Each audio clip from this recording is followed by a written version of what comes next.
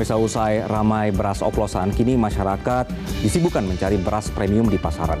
Seperti hilang ditelan bumi, beras premium kini sulit dicari, terutama di retail modern. Di sisi lain, pusat distribusi beras terbesar di Jakarta pun kian sepi, bahkan banyak pedagang yang tutup lapak.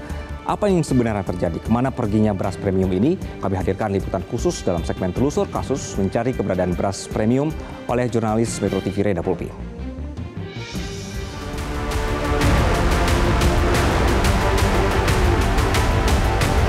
Sebenarnya kayak nunggu ini kok nggak turun-turun, harganya malah tambah naik.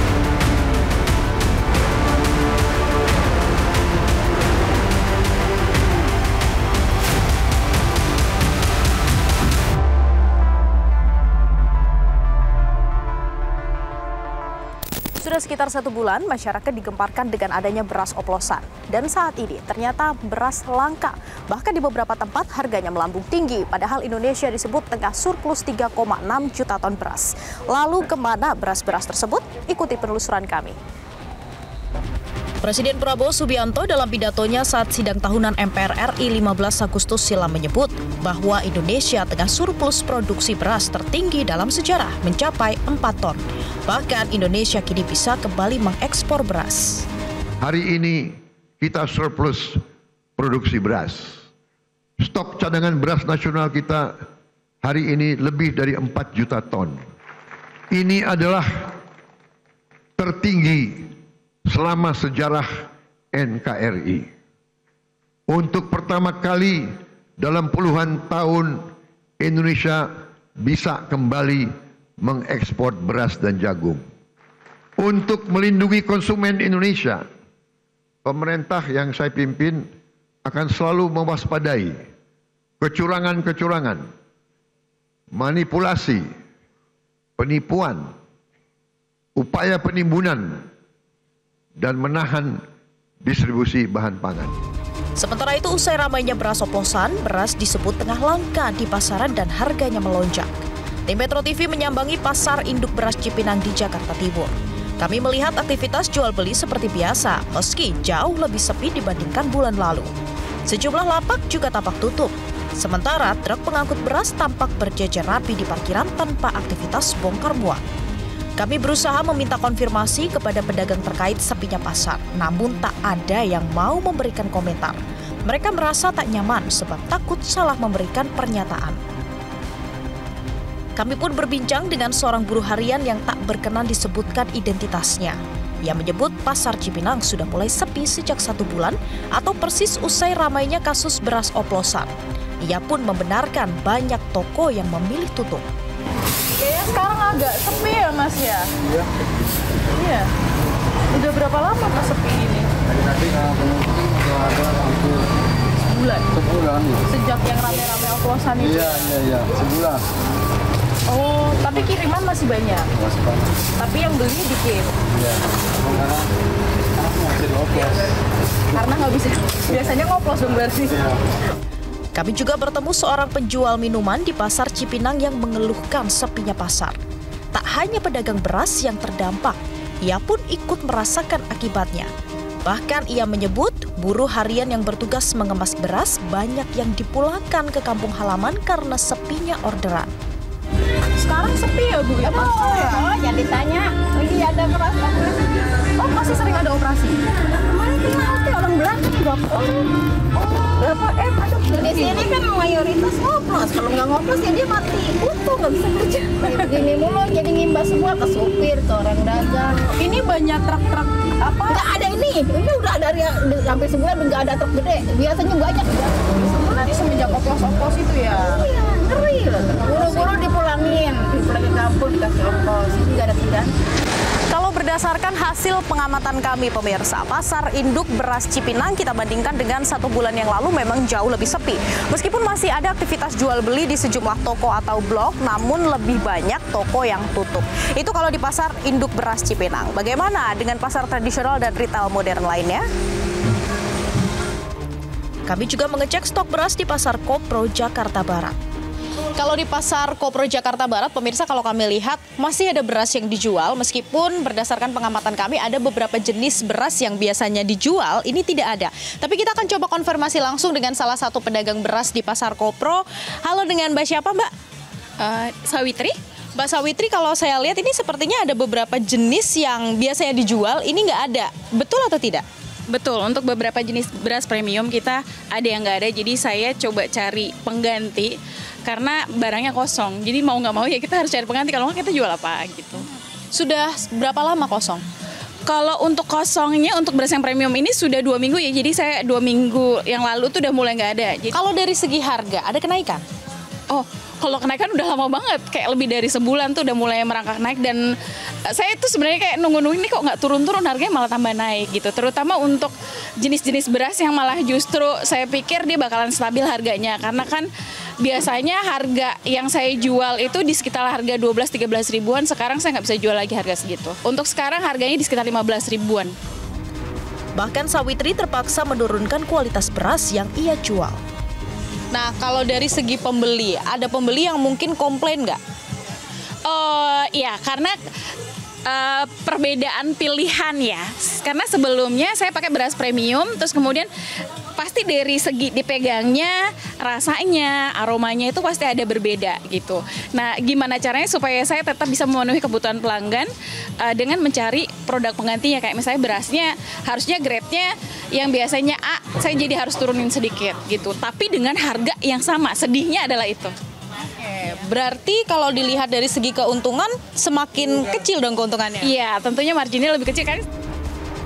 Meski harga beras merangkak naik, namun pembeli justru bertambah.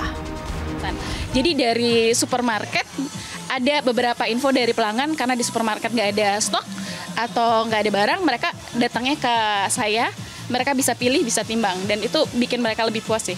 Berarti sekarang pembeli bisa dibilang meningkat? Kalau pembelian meningkat dari yang orang ngeteng untuk rumah tangga ya gitu. Kalau selain untuk yang pelanggan reguler untuk restoran gitu, kita ada pelanggan yang datang langsung dari ibu rumah tangga, kayak gitu lebih banyak biasanya. Itu kalau di pasar tradisional, pemirsa, ternyata pembelinya ini meningkat dikarenakan di supermarket, minimarket ini kosong. Nah, kita akan coba buktikan apakah benar di minimarket ini stok beras langka dan sulit untuk dicari. Kami kembali mencoba mencari beras di beberapa minimarket di Jakarta. Hasilnya nihil. Mas, berasnya kosong ya? Kosong semua kayaknya. Udah lama Mas kosong? Iya udah. Sebulan. Oh, Mas ada beras nggak? Beras kosong Kak. Ya, kosong semua ya. Udah dari lama ya? Udah lama. Ternyata beras premium masih sulit dicari di pasaran. Menteri Pertanian Andi Amran Sulaiman merespon hal ini. Pihaknya menyebut stok beras di retail modern kosong karena masyarakat beralih membeli beras di pasar tradisional. Beras aman, stok banyak. Katakanlah ada kosong premium, itu nggak masalah. Justru ini menurut pedagang kecil dan penggilingan kecil itu berkah bagi mereka. Operasi pasar kita siapkan, sampaikan tolong teman-teman media, 1,3 juta ton kita keluarkan beras. Kita guyur ke pasar. Sambil menghidupi yang kecil ini. Ini nanti akan terbentuk struktur pasar baru. Paham maksudku? Ada pergeseran konsumen lari ke tradisional. Dia lebih percaya tradisional, transparan, terbuka, murah. Kalau premium 17.000, 18.000, di sini harganya 13.000 sudah bagus berasnya. Itu secara alami nanti terjadi pergerakan. Logik kan? Sementara Menteri Koordinator Bidang Pangan Zulkifli Hasan memastikan stok beras nasional dalam kondisi aman. Pemerintah juga menginstruksikan Bulog untuk mempercepat pelaksanaan operasi pasar melalui program stabilisasi pasokan dan harga pangan atau SPHP dengan target 1,3 juta ton. Kami pastikan tadi stok beras aman. Pak Bulog melaporkan masih ada 3,9 juta ton stok beras. Ya, jadi masyarakat publik tidak usah khawatir. Kita meminta agar Bulog mempercepat operasi pasarnya, ya SPHP. Sudah diputuskan kan 1,3 juta, memang bertahap ya. Pasar Pakan Murah memang tengah digencarkan di berbagai daerah. Di Kabupaten Majene, Sulawesi Barat misalnya, ratusan warga berbondong-bondong mendatangi lokasi gerakan pangan murah yang menyediakan 1 ton beras SPHP seharga Rp58.000 per 5 kg. Termasuk beras premium dan medium dengan harga masing-masing Rp70 dan Rp62.000. Kemudian di kota Pangkal Pinang, ribuan warga mengantri sejak pagi untuk mendapatkan beras SPHP kemasan 5 kg dengan harga Rp56.500 serta sembako lainnya. Gerakan serupa juga dilakukan di berbagai daerah di Indonesia. Tak hanya berhenti di situ, namun pemerintah juga getol melakukan sidak di sejumlah gudang beras. Seperti yang dilakukan Satgas Pangan Polres Jakarta Barat bersama Suku Dinas Ketahanan Pangan dan Perikanan untuk memastikan harga, stok, dan kualitas beras. Hal serupa juga dilakukan tim Satgas Pangan Sulawesi Barat yang melakukan inspeksi mendadak ke sejumlah pedagang besar di Pasar Regional Mamuju. Inspeksi ini juga dilakukan untuk memastikan tak ada lagi beras oplosan yang meresahkan masyarakat. Roy Mandei, Chairman Afiliasi Global Retail, membeberkan alasan beras premium sulit ditemui di retail modern. Menurutnya, HET dan biaya produksi yang dikeluarkan oleh produsen tak seimbang. Bahwa produsen, ya jadi kembali lagi bahwa retail tidak pernah memproduksi beras. Tetapi produsen beras enggan menjual ke retail modern karena harga eceran tertinggi yang ditetapkan oleh pemerintah itu artinya tidak seimbang dengan biaya produksi, ya. Biaya produksinya cenderung lebih mahal.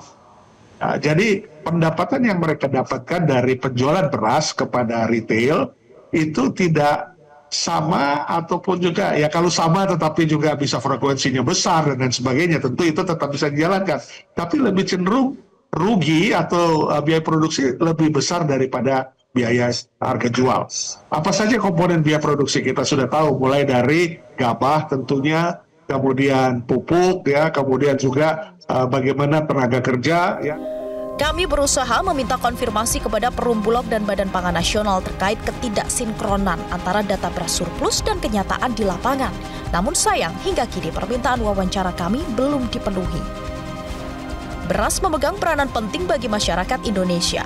Langkanya beras premium di pasaran yang banyak dikonsumsi masyarakat tentu menimbulkan kekhawatiran dan kesulitan. Kalau berdasarkan hasil penelusuran kami ke Pasar Induk Beras Cipinang, pasar tradisional dan juga minimarket modern, pemirsa, ternyata sejumlah jenis beras ini sulit untuk dicari sudah sekitar 1 bulan yang lalu.